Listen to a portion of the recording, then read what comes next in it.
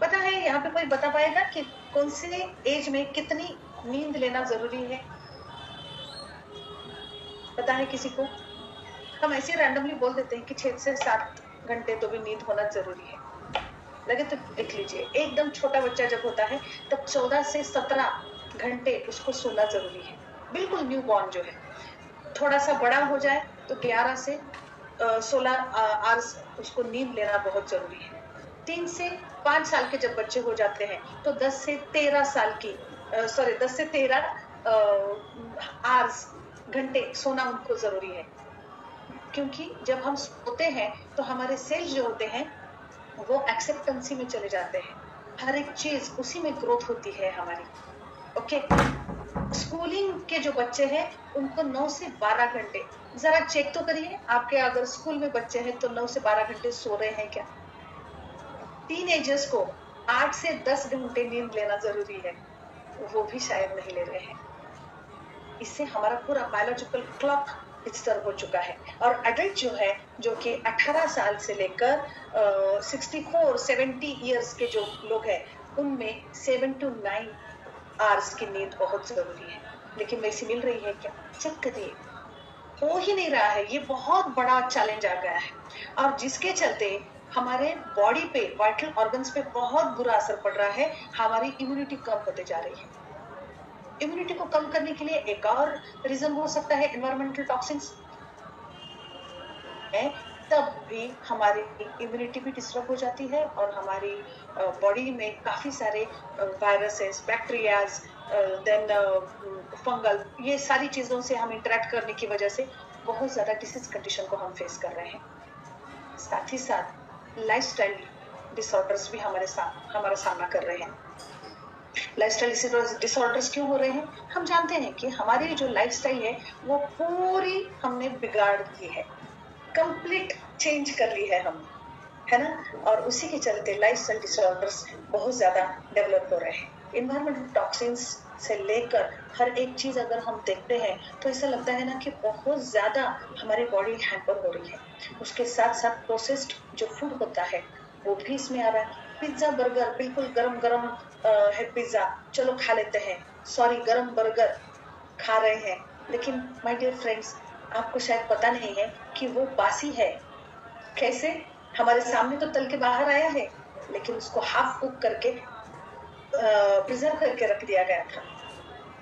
आप मुझे बताइए, 2-3 दिन की दाल कटोरी में आप अगर ऊपर रखते हो, फ्रिज के बगैर रखते हो, तो 2-3 दिन के बाद आप वो दाल खाना पसंद करोगे? बिल्कुल नहीं, मैं जानती हूँ। लेकिन आपको पता है जो हम सोया सॉस खाते हैं ना, वो कैसे बनता है? प्रोसेस्ड फूड का एक एग्जांपल दे रही हूँ मैं।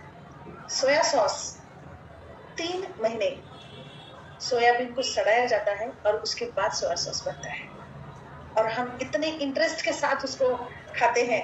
मतलब चाइनीज में अगर सबसे इम्पोर्टेंट इंग्रेडिएंट कौन सा है तो सोया सॉस। ऑलरेडी जब रेसिपी बनती रहती है तब उसमें डाला जाता है, लेकिन वो टेबल पे आने के बाद भी उसमें अगर कुछ कमी महसूस होती है तो सोया सॉस डाल के खाया जाता है। तो ये प्रोसेस्ड फूड जो होता है उसमें नमक भी बहुत ज्यादा होता है, जिसकी वजह से हमारे बॉडी पे बहुत ज्यादा बुरा असर पड़ रहा है।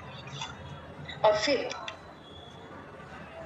हमें याद आती है कि इसको करेक्ट कैसे करें। जैसे कि लास्ट टाइम हमने देखा 30-40 साल पहले ऐसे था कि डॉक्टर्स कम थे और बीमारियां भी कम थी। और डॉक्टर्स, अगर हम ये मानते हैं कि doctors are meant to treat the diseases, तो अभी डॉक्टर्स बहुत बढ़ गए हैं। उसके मुकाबले हमारी बीमारियां भी कम होनी चाहिए थी, लेकिन कम नहीं हुई, बढ़ गई है। आज इलाज तो हो रहा है लेकिन सेहत वापस नहीं मिल रही है। फॉर एग्जाम्पल, एंटीबायोटिक्स, कुछ इन्फेक्शियस कंडीशन में हुआ और आपको एंटीबायोटिक दिया गया, वो इन्फेक्शन तो कंट्रोल में आ गया, लेकिन वहीं पे आपका लिवर डैमेज हो रहा है। इसी का मतलब ये होता है कि कहीं ना कहीं बुरा असर पड़ रहा है आपके किडनीज के ऊपर। इसी का मतलब ये है कि आज हमें ट्रीटमेंट मिल रही है, इलाज हो रहा है, लेकिन सेहत वापस नहीं मिल रही है। तो इसको एक प्रॉपर तरीके से अपने आप में इम्यूनिटी डेवलप करने के लिए न्यूट्रास्यूटिकल्स लेना बेहद जरूरी हो चुका है, क्योंकि हमने देखा फूड वैसा नहीं है जैसा चाहिए हमें, जिससे हमारी न्यूट्रिशनल वैल्यूज फुलफिल हो जाए, ऐसा नहीं है। और अगर इलाज हम कर रहे हैं तो वो दवाइयां भी वैसी नहीं है जो कि हमें एनहांसमेंट दे, वो सिर्फ कंट्रोल कर रही है, क्योर नहीं कर रही है। तो ऐसे में न्यूट्रिशन और जो एक्टिव प्रिंसिपल्स होते हैं उसको साथ में लेकर जो निर्माण हो रहा है उसका नाम है न्यूट्रास्यूटिकल्स। और ये न्यूट्रास्यूटिकल्स अगर हम प्रॉपर तरीके से अपने डे टू डे लाइफ में अगर इंट्रोड्यूस करते हैं तो डेफिनेटली बहुत अच्छे रिजल्ट्स मिलते हैं। क्या रोल है इसका? सबसे पहला रोल है prevention. Prevention is better than cure. ये आज आपके सामने आया है, लेकिन हजारों साल पहले स्वास्थ्य से स्वास्थ्य रक्षणम आतुरस्य परिमोक्षः, ये आयुर्वेदा में चरक संहिता में लिख कर रखा हुआ है, पहले या दूसरे अध्याय। इसका मतलब क्या है? जो आपका स्वास्थ्य है, मतलब आपकी हेल्थ है, उसको वैसे ही बरकरार रखना सबसे पहली जिम्मेदारी है हर डॉक्टर की। ओह माय गॉड, सच में ये हो रहा है क्या? चेक करना पड़ेगा। और शायद इसीलिए ये डॉक्टर्स लोग जो है ना, यस मैं उनमें से हूँ, लेकिन मैं आयुर्वेदिक डॉक्टर हूँ, तो मैं ये कह सकती हूँ कि नहीं, मैं उनमें से नहीं हूँ। उनसे कोई जिम्मेदारियां कम हो गई है, इसीलिए तो आप सब लोगों को अब न्यूट्रास्यूटिकल कंपनी में आकर आप वो चांस ले सकते हो जो एक डॉक्टर रोल प्ले कर रहा था। आप सेहत बांट सकते हो। तो prevention is better than cure, इसके प्रिंसिपल पे ये न्यूट्रास्यूटिकल्स लिए जाते हैं। दवाई देखो, न्यूट्रास्यूटिकल्स मेडिसिन नहीं है, तो बीमार होने के बाद न्यूट्रास्यूटिकल्स ये दे क्या, ये मत पूछिए। हाँ, बीमार ना पड़ने के लिए इन न्यूट्रास्यूटिकल्स बहुत अच्छे से काम करते हैं, मतलब इम्यूनिटी को बूस्ट करते हैं। प्रिवेंटिव मेजर्स वो ले लेते हैं।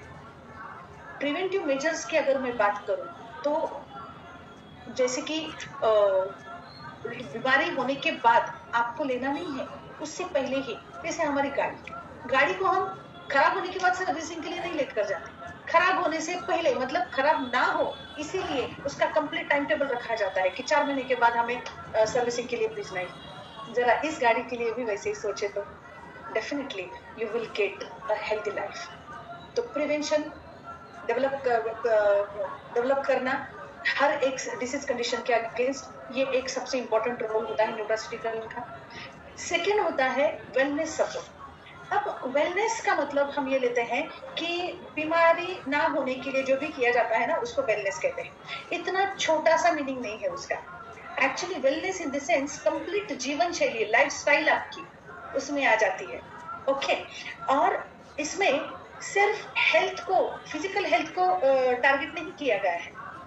ये वेलनेस सपोर्ट में या वेलनेस में पूरी जीवन शैली में physical, mental, emotional, social and spiritual, ऐसे 5 लेवल पे हमें काम करना पड़ता है। या उस 5 लेवल तक अगर हम हमारा वेलनेस रखें तो ही हम हेल्दी कहा जा सकता है।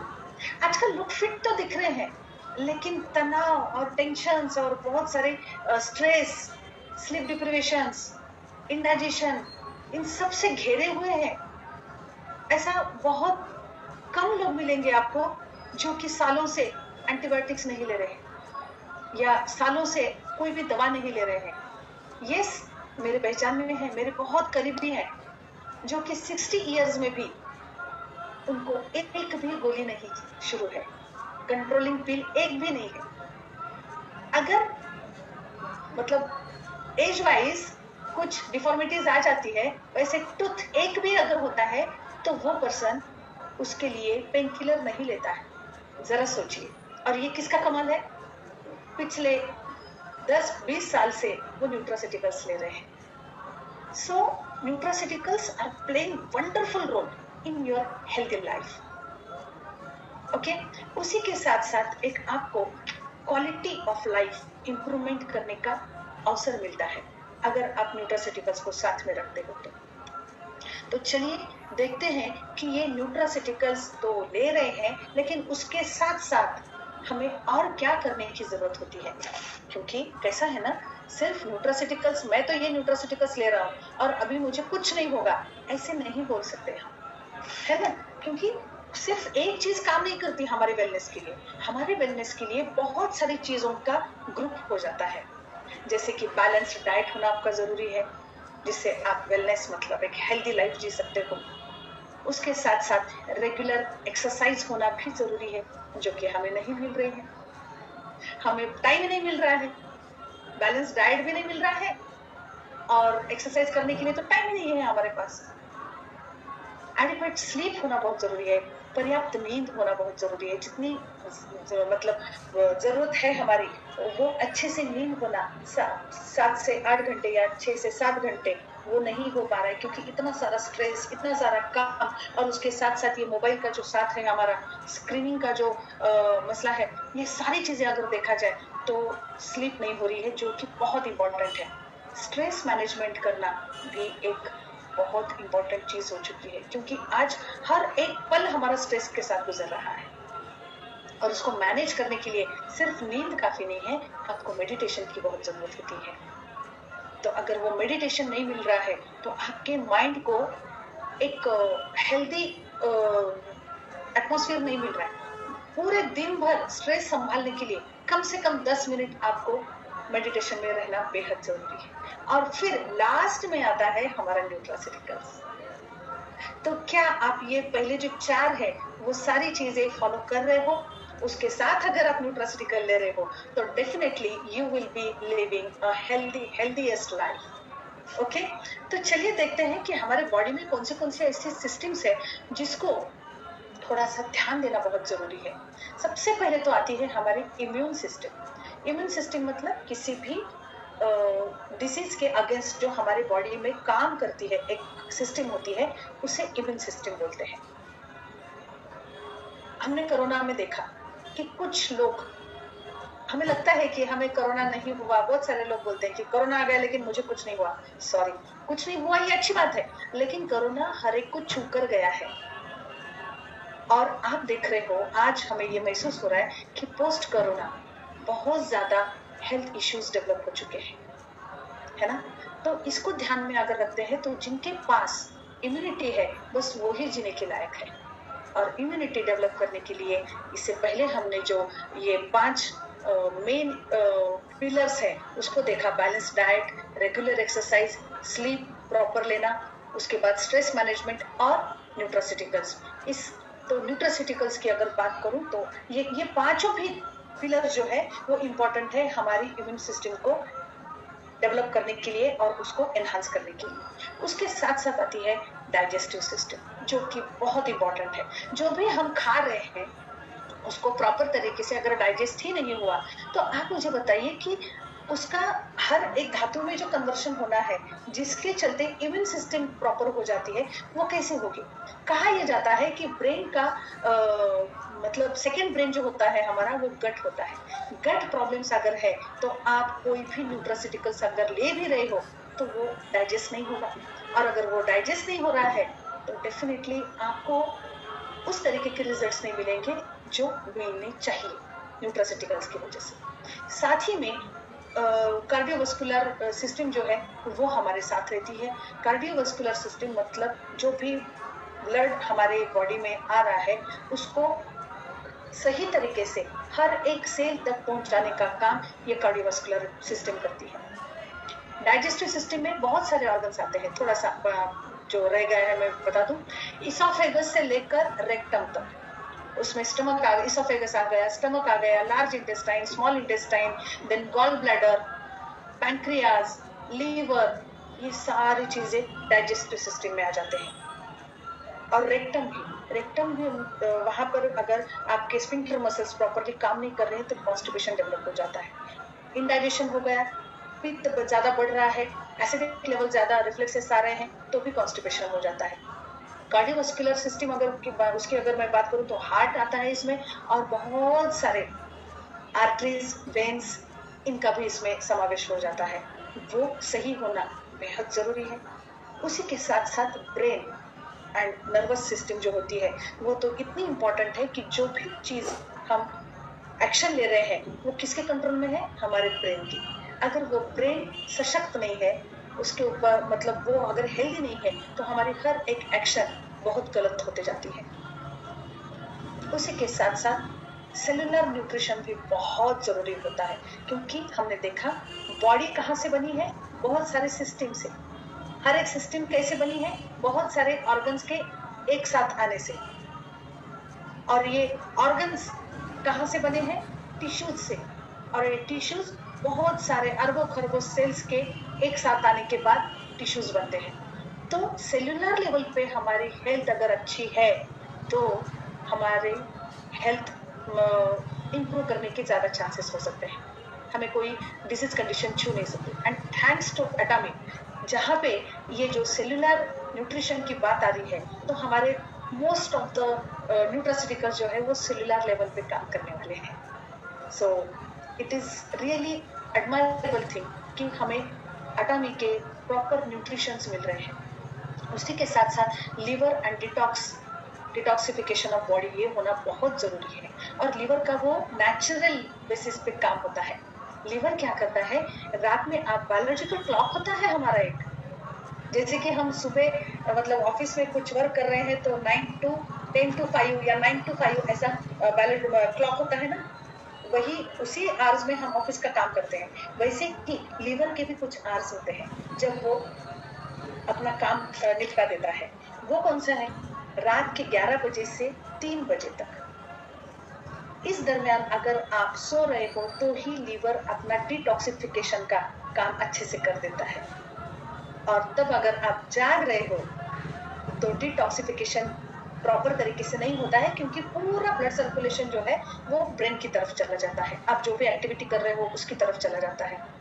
और उसी की वजह से अक्यूमुलेशन ऑफ टॉक्सिन्स बहुत ज्यादा आजकल दिखाई दे रहे हैं, और 10 में से 7 लोगों के फैटी लिवर सेल्स डेवलप हो रहे हैं। Last but not the least, energy and Vitality, ये भी बहुत इंपॉर्टेंट चीज होती है, बिकॉज ये शुक्र धातु को रिप्रेजेंट करती है। एनर्जी भी हमारे शुक्र धातु के ऊपर ही डिपेंडेंट रहती है। रस, रक्त, मांस, मेद, अस्थि, मज्जा, शुक्र, शुक्र धातु एकदम लास्ट वाला है। क्यों एनर्जी हमारी इसके ऊपर डिपेंडेंट रहती है, क्योंकि ये पहले जो 6 धातु है वो अगर प्रॉपर तरीके से डेवलप हुए हैं, उसका पोषण अगर अच्छे से हो रहा है, तो ही शुक्र धातु अच्छा डेवलप हो जाता है, और उसी के ऊपर हमारी पूरी ताकत निर्भर रहती है। ओके, तो इम्यून सिस्टम को सपोर्ट करने के लिए हम क्या क्या ले सकते हैं। अब सिस्टम वाइज हमने सिस्टम को समझ लिया, अब सिस्टम वाइज हमारे पास कौन से न्यूट्रास्यूटिकल्स है, इसके बारे में थोड़ी सी जानकारी लेते हैं। इम्यून सिस्टम, मैं हर एक प्रोडक्ट बहुत डिटेल में नहीं बताने वाली, सिर्फ आपको कौन से प्रोडक्ट्स इसमें आ जाते हैं इसके बारे में आज आपको बताया जाएगा। इम्यून सिस्टम को सपोर्ट करने के लिए the most important atom is हीमोहीम की बारी आती है। हीमोहीम एक ऐसा हेल्थ टॉनिक है जो आपकी इम्यून को बूस्ट कर देता है, आपकी एनर्जी लेवल को बूस्ट करता है, और रिकवरी फास्ट हो जाती है। जो भी आपके बॉडी में कुछ इन्फ्लेमेटरी कंडीशन डेवलप हो गई है, या फिर एक्सीडेंटली कुछ केसेस है, या लाइफस्टाइल डिसीजेस है, उसमें जो रिकवरी का पार्ट होता है ना, वो हीमोहीम के साथ बहुत अच्छे से हो जाता है। और डेली वेलनेस के लिए ये एक प्राकृतिक और बेहतरीन ऑप्शन हो सकता है, जिसके चलते आप हर एक डिसीज कंडीशन को बीट कर सकते हो by developing immunity against that particular disease. इसमें जो अंजेलिका गिगाज नाम का जो एक इंग्रेडिएंट है, वो एक्चुअली कोरिया में मतलब दादी नानी वहाँ की जो खेड़े में मतलब विलेजर्स जो थे, वो इसको प्यूबर्टी आने के बाद बेटियों को दिया जाता था टू नॉर्मलाइज देयर प्यूबर्टी। तो तब से चलते आ रहा है, और यहाँ पे हमने देखा है कि हार्मोनल इम्बैलेंस पर भी हीमोहीम बहुत अच्छे से काम करता है। ये लेना कब है, ये मॉर्निंग में ले सकते हो आप एम्प्टी स्टमक, और इवनिंग में ले सकते हो बिफोर डिनर से पहले आपको लेना है। इम्यूनिटी बूस्ट करने वाला है, ये एनर्जी डेवलप करने वाला है, और रिकवरी फास्ट करने वाला है। अगर लगे तो आप इसका स्क्रीनशॉट भी ले सकते हो। इन शॉर्ट, अगर आपके प्रॉस्पेक्ट को आपको बताना है तो ये काम में आ सकता है। कार्डियोवास्कुलर सिस्टम की अगर मैं बात करूं तो वहां पे सॉफ्ट टिश्यूज होते हैं। कार्डियोवास्कुलर सिस्टम में जो हार्ट होता है वो बहुत ही सॉफ्ट टिश्यू से बना हुआ होता है। और दूसरा ब्रेन हेल्थ, इसके लिए भी हमारे नर्वस सिस्टम के लिए भी ये ओमेगा 3 जो है वो बेहतरीन काम करता है।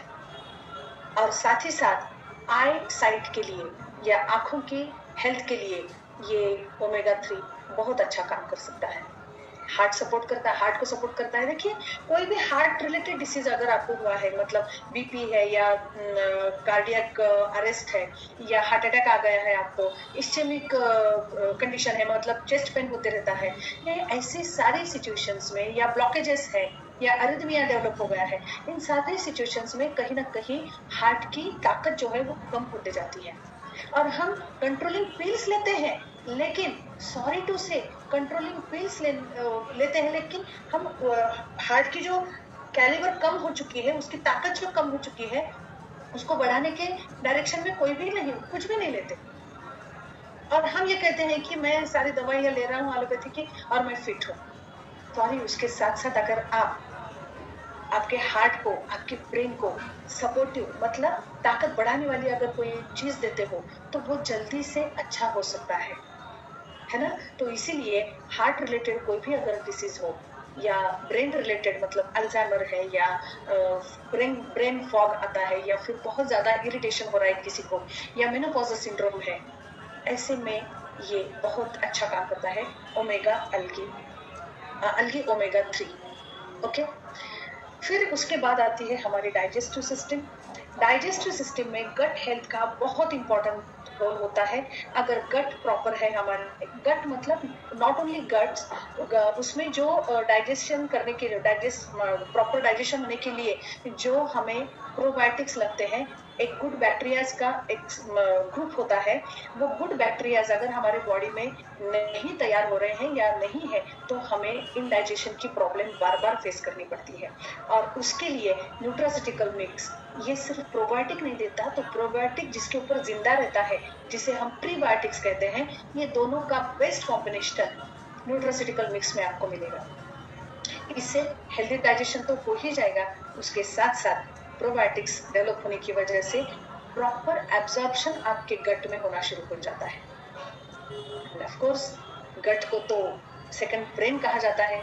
अगर वो सही है तो पूरी बॉडी एक्सट्रीमली प्रॉपरली काम कर सकती है, और इम्यून सिस्टम को भी ये सपोर्ट करता है, क्योंकि भाई वहां से जहां से सारी एनर्जी जनरेट हो रही है, वहीं पे अगर हम रूट कॉज पे अगर काम करें कि गुड बैक्टीरियाज डेवलप हो रहे हैं, और उसके साथ साथ हर एक चीज डाइजेस्ट भी हो रही है, एब्जॉर्प्शन भी अच्छा हो रहा है, तो डेफिनेटली हमारी इम्यूनिटी बढ़नी है ना। तो इस तरीके से आपको न्यूट्रास्यूटिकल्स लेना है। ये कब लेना है? ये सिर्फ थोड़ा सा गलती हो गई है इसमें, इवनिंग में नहीं लेना है, ये सिर्फ और सिर्फ मॉर्निंग में लेना है, empty stomach, early in the morning. ठीक है, आधा ग्लास पानी लेना है, उसमें ये डाल के अच्छे से मिक्स करके आपको देना है। ये ग्रैन्यूल्स जो है वो जब एब्जॉर्प्शन अगर उसका अच्छा करना है, तो पानी के साथ मिलने के बाद उसका एब्जॉर्प्शन बहुत अच्छे से हो जाता है। ओके, आपने सुना होगा कि कर्ड में बहुत ज्यादा प्रोबायोटिक्स होते हैं, और ये प्रोबायोटिक्स जब आप नमक डालते हो तो मर जाते हैं। इसीलिए हमेशा दही को या कर्ड को आपको मीठे के साथ खाना चाहिए। चाहे उसमें आप शुगर में सजेस्ट नहीं करूंगी, लेकिन आप जैगरी डाल सकते हो या हनी डाल सकते हो। उसके साथ मधुर रस होना बहुत जरूरी है, तभी उसमें जो प्रोबायोटिक्स है वो जिंदा रहते हैं। एनीवेज, सेकेंड, गट हेल्थ के लिए और एंटीऑक्सीडेंट के तौर पे, मतलब जो भी कुछ इन्फ्लामेटरी कंडीशन डेवलप होने की वजह से जो फ्री रेडिकल्स डेवलप हो जाते हैं, उनको न्यूट्रलाइज करने के लिए एंटीऑक्सीडेंट की बहुत जरूरत पड़ती है। प्रीबायोटिक एंड प्रोबायोटिक के साथ जो न्यूट्रास्यूटिकल्स आ रहा था वो एंटीऑक्सीडेंट नहीं है, लेकिन नोनी की अगर मैं बात करूं तो वो एक बेहतरीन एंटीऑक्सीडेंट साबित हो चुकी है। डाइजेस्टिव वेलनेस के लिए एक प्रॉपर सॉल्यूशन हो सकता है। सेलुलर प्रोटेक्शन भी इससे मिलता है। सिर्फ डाइजेस्टिव सिस्टम के ऊपर काम कर रहा है क्या? नहीं, नोनी एक ऐसा ड्रिंक है जो कि हर एक सिस्टम पे काम करता है, हर एक सिस्टम पे, digestive, circulatory, reproductive, respiratory, urinary, nervous system, हर सिस्टम पे ये काम करता है। ये कब लेना है, बेस्ट टाइम कब है इसका, इवनिंग में 4 से 5 के दरमियान आपको ये लेना है। ये सारी चीजें मैं किन के बारे में बता रही हूँ, जो स्वस्थ है, जो अपने स्वास्थ्य को टिकाना चाहते हैं, मतलब वो ऐसे ही बरकरार रखना चाहते हैं, उनके लिए। अगर डिसीज कंडीशन कुछ है तो उनके लिए डोजेस वो डॉक्टर तय करेगा, क्योंकि उन्हीं को पता होता है कि इसके लिए क्या सही है और क्या गलत है। ठीक है, तो इवनिंग में 4 से 5 के दरमियान आप ये ले सकते हो। ठीक है, और उसके बाद साथ ही साथ आता है हमारा सेलुलर न्यूट्रिशन। सेलुलर लेवल पे न्यूट्रिशन होना बहुत जरूरी है, इससे पहले ही हमने बात की। तो उसके लिए सेलुलर लेवल पे एक proper nutrition, lots of minerals, lots of protein, lots of fibre, ये सारी चीजें अगर आपको चाहिए, प्रोटीन चाहिए, मिनरल्स चाहिए, तो spirulina is one of the best option for your health. ये प्लांट प्रोटीन बहुत अच्छे तरीके से इसमें से मिलते हैं, साथ ही साथ क्लोरोफिल मिल रहा है हमें, जो कि बहुत इंपॉर्टेंट कंपोनेंट होता है हमारे बॉडी फंक्शंस के लिए। उसके साथ साथ न्यूट्रिएंट डेंसिटी जो है ना वो बढ़ा देता है। मतलब क्या कि इसमें बहुत ज्यादा मिनरल्स, प्रोटीन्स, अमीनो एसिड्स, सारी चीजें इसमें मौजूद है, फाइबर, क्लोरोफिल। तो हमारी बॉडी में जो भी न्यूट्रिशनल डेफिशिएंसीज है उसको ये फुलफिल करता है, ऑफ कोर्स एनर्जी को सपोर्ट करने वाला है। ये कब लेना है, आफ्टर लंच। ये आप एक आफ्टर लंच ले सकते हैं। अगर आपको वजन कम करना है तो मैंने इससे पहले भी बताया था कि लंच से पहले लेना है आपको। ठीक है, और अगर सिर्फ आप न्यूट्रास्यूटिकल में सिर्फ स्पारुलिना ही ले रहे हो तो 2 टाइम्स ले सकते हो, लेकिन इसके साथ साथ कुछ और भी अगर ले रहे हो तो आफ्टर लंच आप ये एक कैप्सूल ले सकते हो, जिसके चलते आपको आपकी हेल्थ को बरकरार रखने के लिए बहुत ज्यादा हेल्प हो सकती है। उसी के साथ साथ सुपर फूड के तौर पे न्यूट्रिशनल वैल्यू बढ़ाने के लिए हमारे साथ मोरिंगा मौजूद है। मोरिंगा क्या क्या करता है, इसमें विटामिन है, मिनरल्स है, आयरन है, एंटीऑक्सीडेंट के तौर पे ये काम करता है, एंड स्पेशली वुमेन के लिए बहुत ही सेहतमंद साबित होता है ये। और जो वेजिटेरियंस है उनके लिए एक बेहतरीन source of all protein, minerals, then fibre, इन सब का एक बहुत अच्छा स्रोत साबित हो सकता है। और उसी के साथ साथ ये किसको देना चाहिए, जो बिजी प्रोफेशनल्स हैं, जिनको खाने के लिए, बैठने के लिए, सोने के लिए टाइम नहीं है, उनको ये मोरिंगा आप सजेस्ट कर सकते हो। अब डिटॉक्सिफिकेशन किए बिना आपकी बॉडी ठीक तो नहीं रहेगी, और मैंने अभी बताया आपको कि रात में 11 बजे से 3 बजे तक लीवर का काम शुरू होता है, और तब आपको आफ्टर डिनर ये डिटॉक्सिफिकेशन के लिए मिल्क थिसल लेना है। मिल्क थिसल ये एक ऐसा न्यूट्रास्यूटिकल है हमारा, जो कि आपके लीवर के हेल्थ को भी इम्प्रूव करता है, फैटी लिवर सेल्स पे उसका काम होता है, और साथ ही में लीवर से जो डिटॉक्सिफिकेशन का काम हो रहा है उसको वो एनहांसमेंट देता है। इसीलिए लीवर सपोर्टिव सिस्टम इसकी शुरू हो जाती है जब भी हम लेते हैं। फैट मेटाबॉलिज्म को अगर आपको कंट्रोल करना है तो उसके लिए भी ये मिल्क थिसल बहुत अच्छे से काम करता है। डिटॉक्सिफिकेशन ये इसका मेन रोल होता है। किसको देना चाहिए, फैटी लिवर सेल्स जिनके हैं उनको।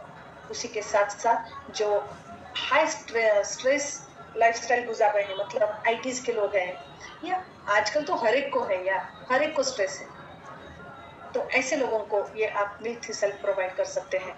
लॉन्ग टर्म मेडिकेशन जो लॉन्ग टर्म मेडिकेशन पे है, मतलब सालों से बीपी की गोली ले रहे हैं, सालों से डायबिटीज की गोली ले रहे हैं, बहुत सालों से कुछ ना कुछ शुरू है, ये ऑपरेशन हुआ, वो ऑपरेशन हुआ, उसके एंटीबायोटिक्स ले रहे हैं, ये कर रहे हैं, तो ऐसे पेशेंट्स में मोस्टली मिल्क थिसल बेहतरीन तरीके से काम करता है, क्योंकि ये जो तरह तरह के दवाइयाँ लेने की वजह से जो टॉक्सिन्स अकोमुलेट हो चुके हैं, उसकी वजह से और ज़्यादा उनकी हेल्थ डिटोरिएट हो रही है, उसको एनहांसमेंट में लाने के लिए ये मिल्क थिसल बेहतरीन काम कर सकता है।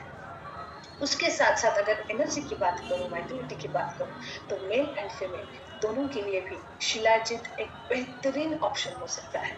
शिलाजीत के बारे में या हर एक न्यूट्रास्यूटिकल के बारे में बहुत सारी बातें हुई है, लेकिन आज मैं बुलेट पॉइंट्स बता रही हूँ। ये एनर्जी डेवलप कर देता है आपके, इसमें स्टैमिना भी बढ़ा देता है। रिकवरी फास्ट अगर करानी है किसी भी डिसीज कंडीशन के बाद तो शिलाजीत अल्टीमेट काम करता है, और एक हेल्दी एजिंग सपोर्ट मिलता है इससे। ओके, एजिंग सपोर्ट, एज का जो मसला है ना वो ऐसा है कि देखिए हमारे मतलब बॉडी तो हर वक्त हर पल क्षीण होते रहती है। ओके, तो उसका एजिंग जो है वो प्रॉपर तरीके से हो जाए, प्रीमैच्योर ना हो, ये देखना बहुत जरूरी है। और उसके लिए शिलाजीत बहुत अच्छे से काम करता है। और साथ ही में इसका डोज बता दूं मैं, 1 कैप्सूल लेनी है आपको बिफोर बेड टाइम। ओके, अब वेलनेस प्रोटोकॉल डेली क्या क्या ले सकते हैं हम, ये पूरा स्क्रीनशॉट आप ले सकते हो इसका। जैसे कि मॉर्निंग में क्या है, इसमें सिर्फ एक ऐड करना है आपको। मॉर्निंग में जो है हिमोहिम और न्यूट्रासिटिकल मिक्स, आप ये दोनों भी ले सकते हो। उसके बाद ब्रेकफास्ट के बाद आप ओमेगा 3 ले सकते हो। मिड मॉर्निंग मोरिंगा ले सकते हो, मतलब लंच और ब्रेकफास्ट के बीच में। लंच के बाद स्पारुलिना ले सकते हो। इवनिंग टाइम में आप नोनी ड्रिंक ले सकते हो। बिफोर डिनर आप हिमोहिम ले सकते हो। रात में सोते समय एक टैबलेट मिल्क थिसल की आफ्टर डिनर ले सकते हो, और सोने से पहले आप शिलाजीत ले सकते हो। इसी के साथ साथ मैं बात करना चाहूंगी पोमोग्रेनेट जेली के बारे में। ये पोमोग्रेनेट जेली जो होती है वो आपको एक ऑप्शनल है, मतलब इसको लेना ही चाहिए ऐसा नहीं है, लेकिन आपकी स्किन को अगर हेल्दी रखना है या ज्यादा ग्लोइंग रखना है तो ये आप ले सकते हो। ये स्किन के ऊपर काम करती है, ये एंटीऑक्सीडेंट के तौर पे भी आपको प्रोटेक्शन देने में सफल है। उसके साथ साथ हार्ट वेलनेस के लिए भी आप पोमोग्रेनेट जेली यूज कर सकते हो। एक हेल्दी एजिंग डेवलप करने के लिए आप ये पोमोग्रेनेट जेली ले सकते हो। इसका टाइमिंग ऐसा कुछ खास टाइमिंग नहीं है इसका। एक्चुअली इवनिंग में ले सकते हो आप, सुबह ले सकते हो, कभी भी ले सकते हो। कभी कभी तो मैंने देखा है कुछ पेशेंट्स में जिनको मतलब एकदम पेट दर्द हो रहा है या ऐसा कुछ हो रहा है, अचानक से कुछ वोमिटिंग सेंसेशन जैसा लग रहा है, वो भी अगर लेते हैं तो इमीडिएटली वो सॉल्व हो जाता है। पर्टिकुलरली एसिडिक लेवल जिनका ज़्यादा है या फिर स्किन के ऊपर बहुत ज़्यादा पिगमेंटेशन या एजिंग फैक्टर्स दिखाई दे रहे हैं, तो स्किन को एनहांसमेंट देने के लिए भी पोमोग्रेनेट जेली बहुत अच्छे काम करती है। साथ ही में जो लोग डायलिसिस पे है, जो लोग कीमोथेरेपी पे है, रेडियोथेरेपी जिनको दी जा रही है, उनमें बहुत ज़्यादा हीट बढ़ जाती है, वहाँ पर भी पोमोग्रेनेट जेली बेहतरीन काम करती है।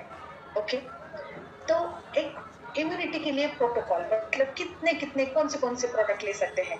अब हम इस तरीके से कॉम्बिनेशन कौन सा ले सकते हैं ये देखेंगे। ये इम्यूनिटी प्रोटोकॉल के लिए सपोर्ट प्रोटोकॉल अगर मैं देखूं तो ये 3 प्रोडक्ट मैं रिकमेंड कर सकती हूँ। हिमोहिम आपको लेना है सुबह और इवनिंग में, या सिर्फ एक बार ले लो।